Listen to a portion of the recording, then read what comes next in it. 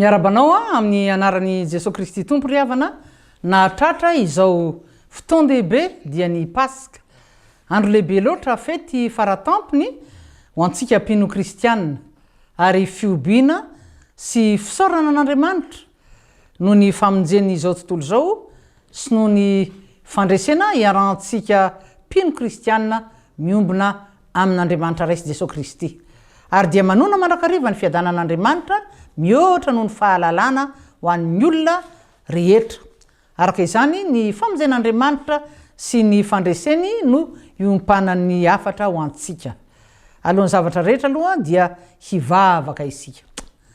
Misaotra sy midera mankalaza ary manome voninahitra anao zay Andriamanitra rainay tsara indrindra amin'ny alalan'i Jesosy Kristy ilay tompony mpanjaka ny mpanjaka no ny amin'izao fotoana izao, no ny amin'ny tombonandro pahavelomana izay mbola sitrahanay tompo no ny fahasoavanao zay mato izao anay. Ka dia misaotra indrindra ry tompo ny amin'ny famindram-po sy ny amin'ny famelan-keloka ary misaotra ihany koa no ny amin'ny nanomezanao ny fanahinao masina hitarika anay eto aza rehetra ho tanteranany dia mba ho fanomezam-boninahitra anao mandrakariva amin'ny anaran'i Jesosy Kristy lohan'ny fiangonana no anandratanay izany vavaka izany. Amen. Ry havana iarantsika mahalala fa nitady mandrakariva ny fomba haingana sy mahomby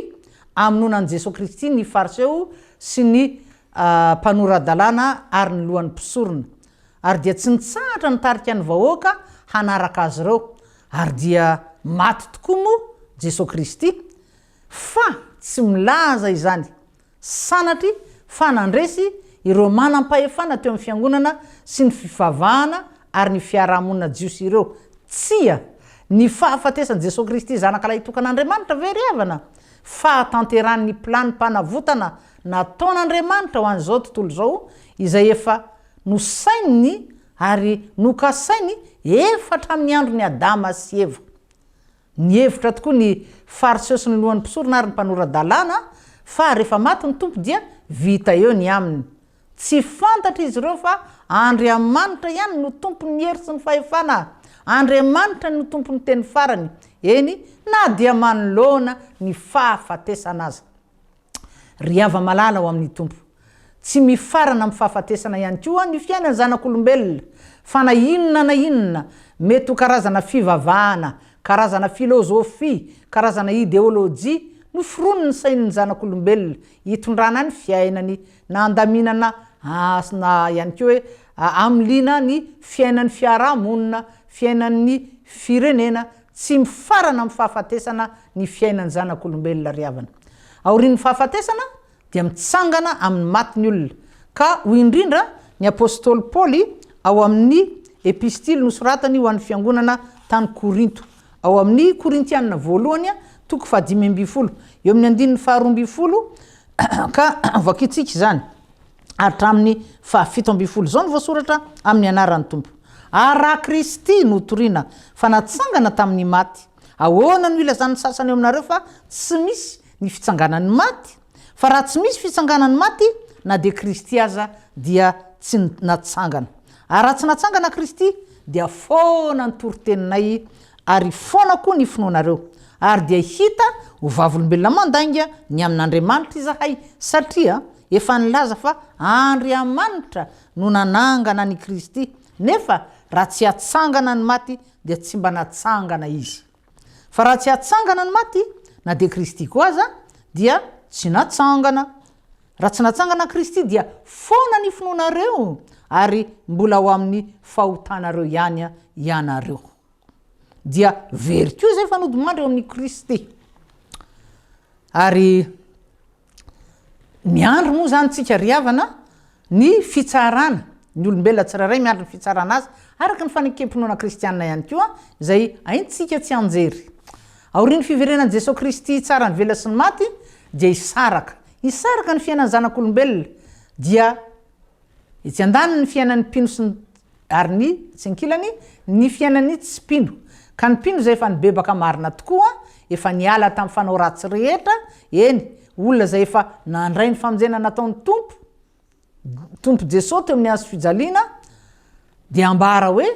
ny tsara fanahy ary ny tsy mpino kosa na ny olona manamafy ny fony maniratsira tsy mba mety manaiky any Jesosy mandray azy ho tompo sy mpamonjy ny fiainany dia ambarany baiboly hoe olona ratsy fanahy tsy mba nanaiky hibebaka. Manomboka eo ary havana dia tsy afaka hiara-dalana intsony ny mpino zay efa nandiny tena sy efa nampahafantarina soratra masina fa mila mibebaka satria nandova ota tamin'ny Adama sy Eva ary noho izany dia tsy mahavontsy tena fa mila mpamonjy ary tokana ny mpamonjy dia Jesosy Kristy irery ihany. Ary rehefa iverina any amin'ny raony lanitra ny tompo Jesosy hitsara ny velona sy ny maty hanavaka ny vary amin'ny tsiparifary ary amin'izay fotoan'izay dia hisaraka tanteraka ny toerana isy ny olombovonjy izay averina indray fa ireo zay efa nanaiky any Jesosy ho tompo sy mpamonjy ny fiainany ara-batana, ara-tsaina, ara-panahy sy ny toerana isy ireo olona zay tsy mba nandray any Jesosy Kristy ho tompo sy Mesia mpamonjy azy. Ary ny mpanaraka ny fivavahana jiosy aza moa mandraka ankehitriny dia mbola miandry Mesia. Efa 2 taona mahery no efa tonga teto an-tany nefa ny Mesia dia Kristy tompo. Araka ny voalazan'ny baiboly hoe tonga tany amin'ny azy izy fa ny azy tsy nandray azy. Ry havana, ny olona tsy mba nanaiky anelitry tena fa niavinavina mandrakariva raha nambara taminy fa Jesosy irery ihany no hany tompo, izy irery ihany no hany mpamonjy fa tsy misy hafa. Ny olona zay nihevitra sy mihevitra fa asa ny vola be nangoniny nahazony tamin'ny fisasarana moa izany, nahazony tamin'ny halatra. Eny ny olona mihevitra mandrakariva fa ny vola sy ny arena dia azo ianteherana, ny fananana trano asa misa maro manerana ny tanin-drazany. Eny mety misy maro koa zany ivelan'ny tanin-drazany. Ny olona miantehitra amin'ny fahaizany amin'ny toerana be voninahitra mety misy azy, miantehitra amin'ny fahefana eo am-pelatanany, amin'ny tanjaka ny heriny ka maniratsira an'Andriamanitra, manohitra ny sitrapon'Andriamanitra. Eny mihevitena ho zavatra. Ny olona toy izany ry havana tsy afaka handova ny lanitra, eny mihidy ho azy ny fiainan-danitra, ny fiainana mandrakizay, fa mivoa kosa ny varavaran'ny lanitra ho an'ny olona nanaiky anelitry tena teo ambany tana maherin'Andriamanitra. Dia lay Andriamanitra ny baiboly, lay Andriamanitra mahery, lay rainy mandrakizay, lay andriny ny fiadanana, lay tompo ny tompo, lay mpanjaka ny mpanjaka, mivoa ho an'ny olona mino fa efa nitsangana marina tamin'ny maty Kristy, mivoa midanadana ho azy ninona ny lanitra ho an'ny olona nanolotra ny fiainany ho tapahan'ny tompo Jesosy Kristy. Fa ho an'ny ratsy fanahy kosa faly miaina ao anaty fakofako-pahotana, finaritra manompo andriamanikafa, manompo vola sy arena, manompo any mamoana tsy marina, mahita fahafinaretana noho ny inona noho ny filan'ny nofo, dia olona mamarina ny tenany any amin'ny helo mirehitra hafa araka ny fanambarana nataony Jesosy Kristy. Hitantsika izany eo amin'ny filazantsara nosoratan'i Jaona 5. Eo amin'ny 7:20 sy ny 7:20 dia misy zao teny zao vakitsika amin'ny anaran'ny tompo. Azagaga amin'izany fa avy ny andro, Jesosy Kristy no miteny, azagaga amin'izany fa avy ny andro zay andrenesan'ny olona rehetra any am-pasana ny feony dia hivoaka izy. Zay nanao tsara dia ho any amin'ny fitsanganana ho fiainana, fa izay nanao ratsy kosa dia ho any amin'ny fitsanganana ho fahameloana. Ry havana, ny baiboly irery ihany no mirakitra ny tenin'Andriamanitra, zay teny velona sy mahery, aina ho an'ny mahazo azy, fahasalamana ho an'ny nofony rehetra. Ary Jesosy Kristy ihany moa ry havana no efa nanambara fa ny lanitra sy ny tany azangeo izy dia ho leviny, fa ny tenin'Andriamanitra ozy ny teniko tsy mba ho levina, zany hoe maharitra mandrakizay. Ary ao anatin'ity baiboly zay mirakitra ny teny soratra masina ity ihany no hanovozantsika inona fahalalana feno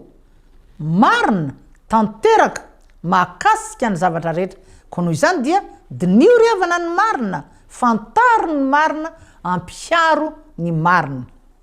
ary aoka isika hiambina ho mailo atrandry azoto andinika tsara ny tenin'Andriamanitra eo ambany fitarihan'ny fanahy masina mielipatrana eran-tany mantsy ny inona ozy ianao mpitarika zay tsy izy ny fampianarana ataony mampivily mampiala ny olona amin'inona amin'ny fahamarinany soratra masina indrindraindrindra amin'izao andro farany izao ary ny tsy fahafantarantsika ny soratra masina manosika antsika aninona hinohino foana hanaonao foana araka ny faminaniny Hosea-paminany ao amin'ny toko faefatra eo amin'ny 9:9 ny soratany amin'ny anaran'ny tompo mivaky hoe ringana ny oloko noho ny tsy fisin'ny fahalalana ry havana hoy ny salamo fa 1:20 eo amin'ny 9:2 manompo ny masoko amin'ny tendrombohitra aho avy aiza ny famonjena ny famonjena avy amin'ny Jehova mpanao ny lanitra sy ny tany avy amin'ny Jehova ry havana teny Hebreo maro samihafa no ampiasain'ny testamenta taloha hoentina milaza ny anaran'io Jehova io Yahvé zany hoe lay izy ohatra hitantsika amin'ny Genesis toko 2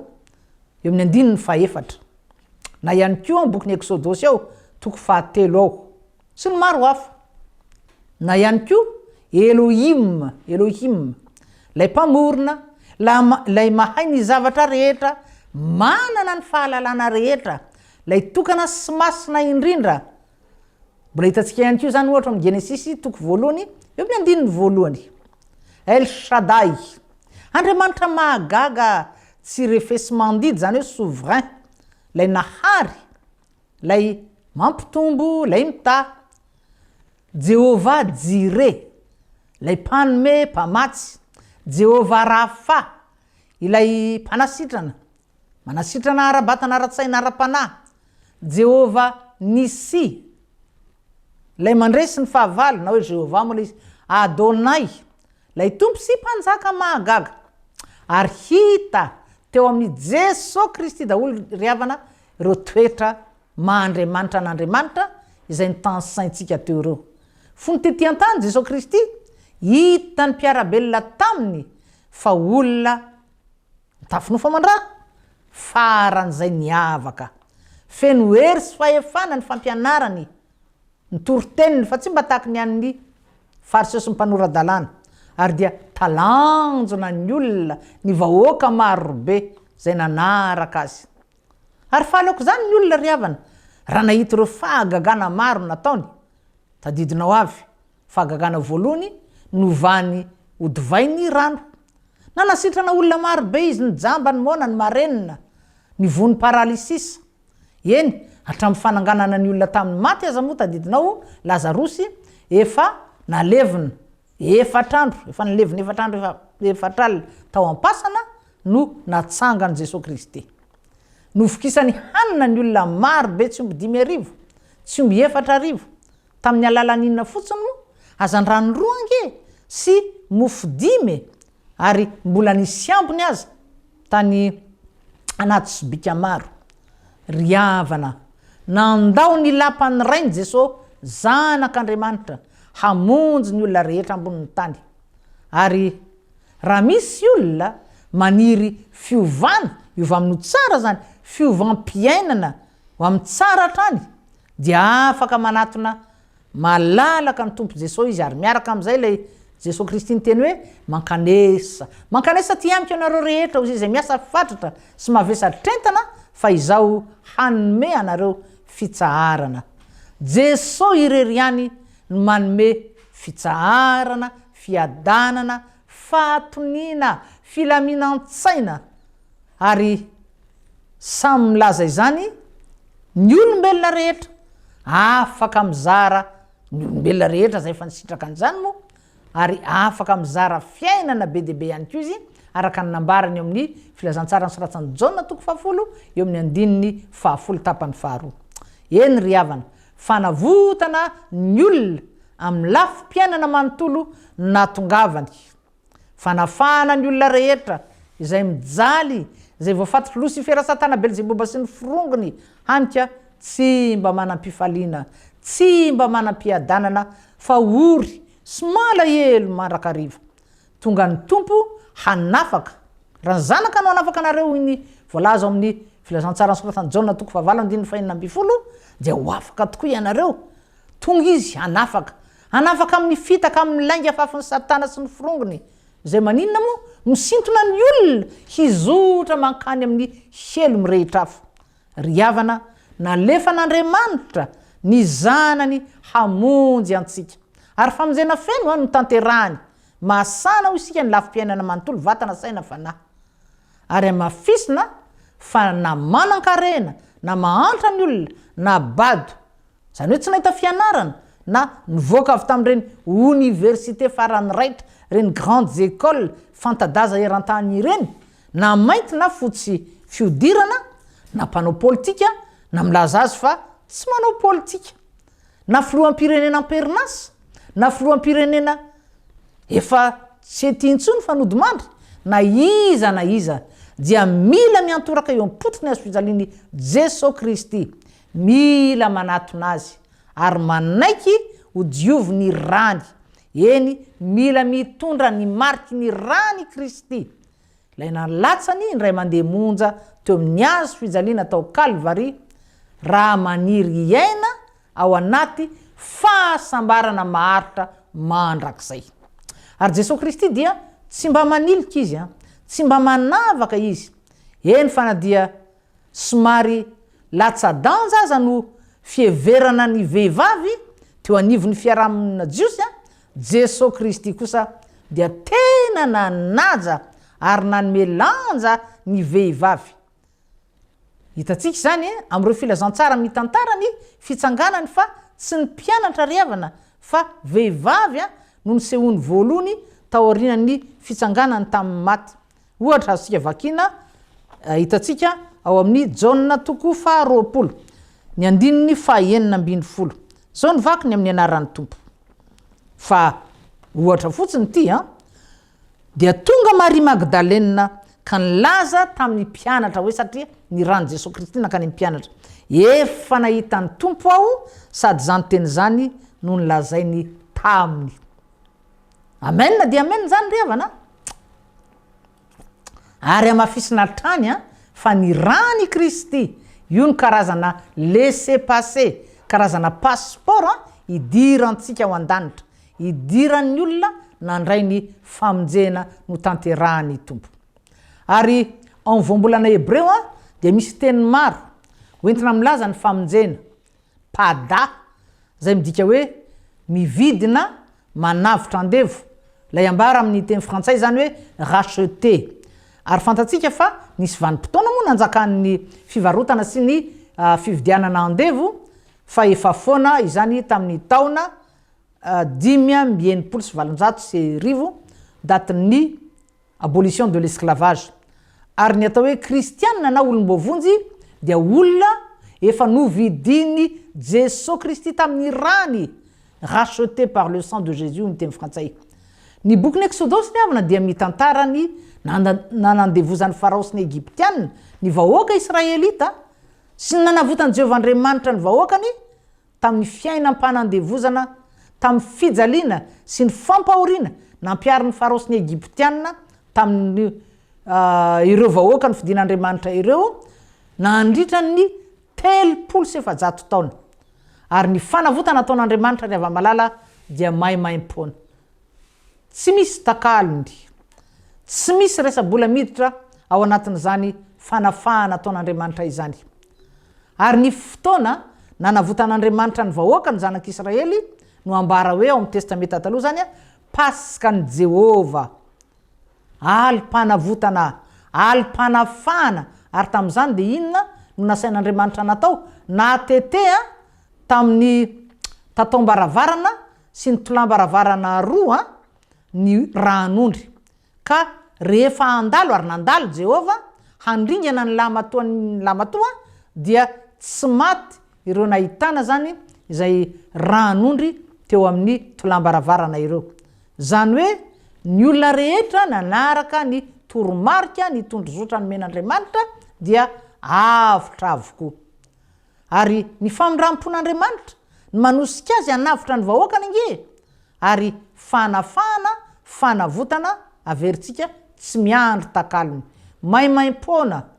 ary izany dia noho ny fahasoavan'Andriamanitra ireriany satria Andriamanitra fitiavana izy. Ary ny teny Hebreo maro samihafa moa no milaza misy ihany koa manambara ny hoe io fanavotana io ry havana, io famonjena, fanafahana io toy ny hoe inona? Iasa, zay midika hoe mamonjy amin'ny aretina, amin'ny loza, amin'ny ady, amin'ny fanandevozana, amin'ny fahafatesana. Ary io teny io dia azo dika ihany koa hoe mahazo fahasitranana, mahita fahasambarana, mahazo fandresena, mandresy lasa olonafaka. Fa misy koa mahatao teny Hebreo hoe mosia, na nomeny teny hoe osiana, zay nadika hoe ozana, osana, manavitra zany, mamonjy. Ary mbola misy koa moa lay teny hoe iesa, zay azo dika koa hoe fanafana, fandresena, fahatsarana, fahasambarana, fahavokarana, na koa hoe fiadanana, pe amin'ny teny frantsay zany. Ary mbola ny teny Hebreo hoe shalom,